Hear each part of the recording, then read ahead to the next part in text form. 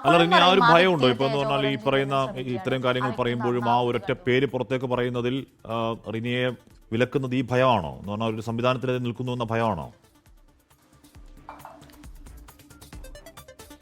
ഭയമല്ല, actually എനിക്കുള്ളൊരു സ്നേഹമാണ്. കാരണം എനിക്ക് ആ പറയുന്ന പ്രസ്ഥാനത്തോട് എനിക്കൊരു സ്നേഹവും പ്രതിബദ്ധതയും ഉണ്ട്. അതിലെ പല നേതാക്കന്മാരോടും അടുപ്പവും സ്നേഹമുണ്ട്. ആ സ്നേഹത്തിൻ്റെ ഭാഗമായിട്ട് ആണ് ഞാൻ അത് ആലോചിച്ച് പ്രവർത്തിക്കുക എന്നുള്ള രീതിയിൽ ചിന്തിക്കുന്നത്. ഭയമല്ല, ഭയം ഒരിക്കലുമില്ല. ഭയമാണെങ്കിൽ ഇത്രയും പോലും ഞാനത് പറയില്ലല്ലോ. റിനി, നമ്മൾ എത്ര കണ്ടതാണ്, എത്ര പ്രസ്ഥാനങ്ങൾ ഇതുപോലെയുള്ള പ്രശ്നക്കാരായ വ്യക്തികളെ പ്രസ്ഥാനം തന്നെ അങ്ങ് തള്ളിക്കളയുന്നതായിട്ട് നമ്മൾ കണ്ടത്. അതുകൊണ്ട് ഒരു വ്യക്തിക്കെതിരായ ആരോപണമോ അല്ലെങ്കിൽ ആരോപണം എന്നല്ല, ഇപ്പോൾ റിനിക്കുള്ള പരാതിയോ അത് കൃത്യമായി റിനി പറഞ്ഞാൽ എങ്ങനെയാ പ്രസ്ഥാനത്തിനെതിരെയാകും? അത് നമുക്കറിയാമല്ലോ, എത്രയോ മനുഷ്യരുണ്ട്, നമുക്ക് നല്ല മാതൃകകളാകാവുന്ന എത്രയോ മനുഷ്യർ ഈ പ്രസ്ഥാനങ്ങളിലൊക്കെ ഉണ്ട്.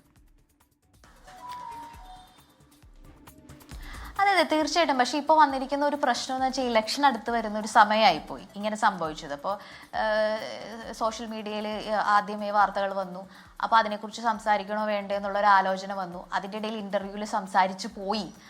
അപ്പോൾ ഇതിൻ്റെ പ്രശ്നം എന്ന് വെച്ചാൽ ഇപ്പോൾ ഇലക്ഷൻ വരുവാണ്. അപ്പോൾ ഇലക്ഷൻ എന്നുള്ളൊരു പ്രശ്നം ഉള്ളത് കൊണ്ട് തന്നെ ഇതിനെ വേറെ രീതിയിൽ വ്യാഖ്യാനിച്ച് പോവുകയുള്ളൂ.